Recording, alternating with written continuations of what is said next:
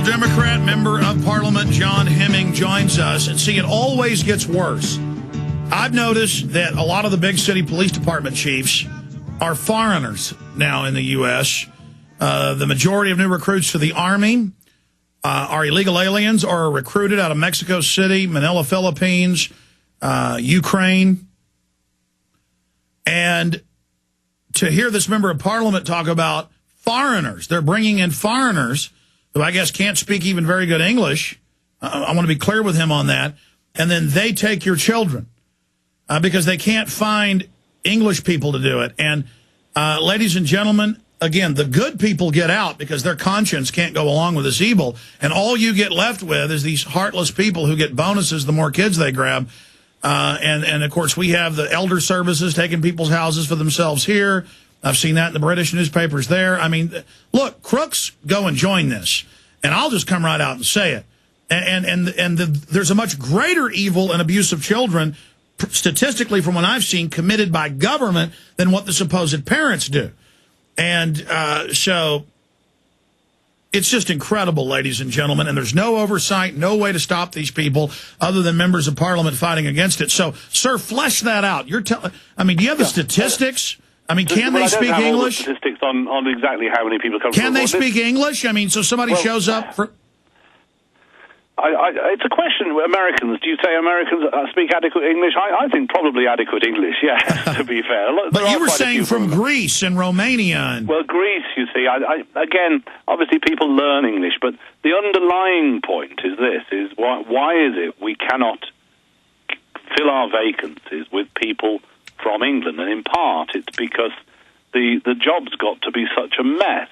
And there are some really good people still working in this area. I don't sort of say that everybody's exactly the same. Of course, that's not the case. But it's a gradual process, and everyone says, oh, it's dreadful, we've got vacancies everywhere, we've got nobody to do the job. And they don't try to think, well, that's because you're trying to make people do a dreadful job. In other countries, they don't have the same problems. I don't know what about America, but in other countries across Europe, they don't have the same problem. No, I mean, you go to New York or L.A., it's mainly cops can't speak English, and they love ruling you because they came from countries that were third-world police states. But, yeah. I can't comment about America because I haven't been there for some time, to be honest, so I don't know. But, sir, I mean, going through this specifically, you're saying, I mean, is it a large portion? Are foreigners who speak broken English are seizing the children? I don't actually know the proportion. What I do know is that there are material numbers who are brought into the country to fill the vacancies. I wouldn't. That's not what I see as. That's a symptom of a problem. If you know, to be fair, the normal theoretical role of trying to look after children and everything else should be a relatively nice thing to do. Although sometimes you get conflict, but this is actually ending up as massively aggressive. Right, and so people are voting with their feet and getting out as quickly as they can. Talk about that. We see a massive exodus out of England of real Brits. We see an exodus out of Scotland as well. Speak about that and then some of the other horror stories. There are migratory issues, but there always has been migration. Birmingham is a city built on two types of migration. One is in and one's out.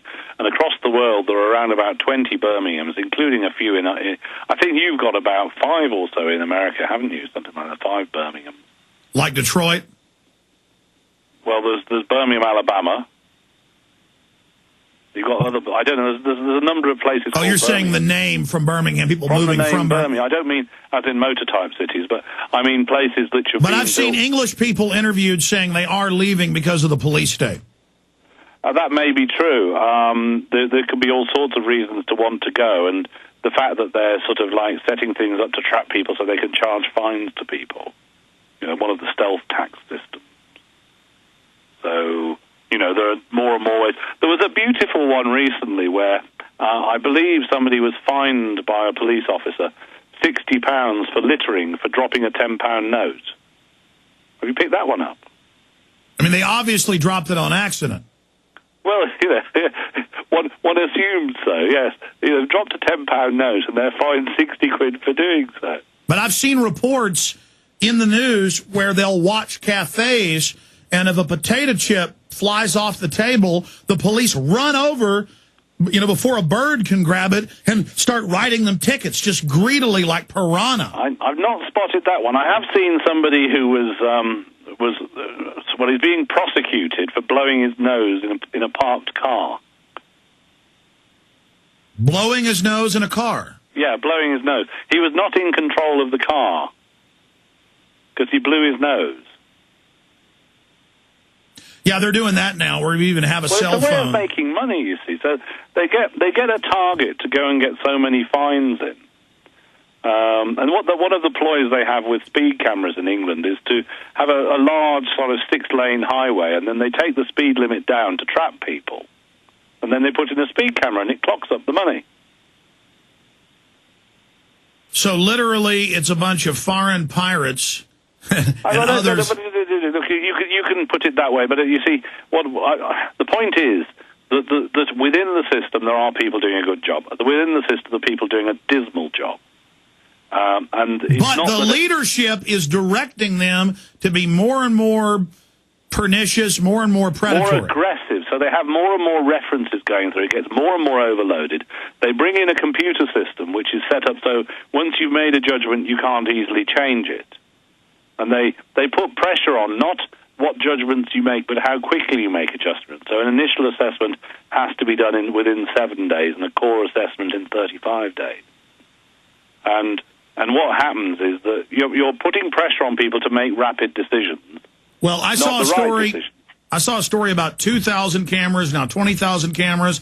Now I've read reports they want everybody at birth because they can't get neighbors to rat on neighbors. Everyone has cameras in the house if they have their way. I think that's pushing the examples I cite. I can go back to source and give you information on. No, but that's in your newspapers. Have you seen that where they're making newborn families have cameras in the home watching them? Yes, well, they've done that. They've done that in what are called assessment centres for some time, and they are a bit like that with cameras all over the place. Which is, the point. The problem is when you actually look at the underlying question. We're supposed to be trying to reduce the number of children that die from child abuse and neglect, which I think is a reasonable objective to set. And yet, actually, when you take the issue of serious incident notifications and compare the figures from 2008 to 2009, they've gone up by 23%. So it's failing. Well, we've had an epidemic of foster care and in government custody children dying. And I played a famous clip in Arkansas where the CPS head says, children will die, it's not our problem. So why have them then? Well, exactly. But the point is that they're now trying to say, yelling at your child, we will take it. I know, but they don't care if the child dies, but they do care if you yell at it. Well, they're saying they don't care if it dies in their custody. Oh, I see what you mean. Well, that's not very good, is it? In fact, guys, they won't believe it. Go to YouTube and type in, CPS worker says children will die. And the newscast starts with him going, I'm not worried about it. 2 children in the small town in 1 week die in government care. And he goes, doesn't matter. No big deal. We're doing good. We're the government. Yeah, I know. It's just lack of accountability. Well, I'll tell you what I found. They're also hiring in the U.S. now from the welfare rolls. I mean, literally, no exaggeration, half of the people I talk to who are on welfare are going to school. And you're talking about women with 7 kids, driving around in brand new cars and all the welfare money they get. And they're all going to school to be CPS workers. Well, it's one of these things. You get a vacancy, so they get desperate to get people to do it, so they reduce the standards. Right? And it is, frankly, you couldn't run it worse than they do. Give us your website, sir. Well, I've got various, but johnhemming.blogspot.com is one of that, the weblog. johnhemming.blogspot.com. I've got various bits and bobs on there, and then I've got john.hemming.name as well. I put some of the things on there, but it is quite difficult because you have to get to a situation where you can talk about these things, and some of them get trapped by the secrecy of the courts. Well, bottom line, sir, having kangaroo courts where 3 out of 1,000 are found not guilty, where the one government expert comes in, No one else is allowed to have any witnesses. That's You dreadful, isn't it? You wouldn't believe it happened, but it does. You are guilty until proven a slave of the state. Yeah. I mean, overall, you talk about how it's really hurting children to be in these, dormitories when they take them before placement. How it's not screwing. Dormitories, no. But there are situations which aren't very good. Well, I've actually seen the reports out of England and here in the U.S., but I mean, I agree. You're the expert. You're there. You're really tackling The point it. about it is the care is not adequate, and it causes long-term damage. Well, my point is, from all the statistics I've seen, the government does a lot more harm than good.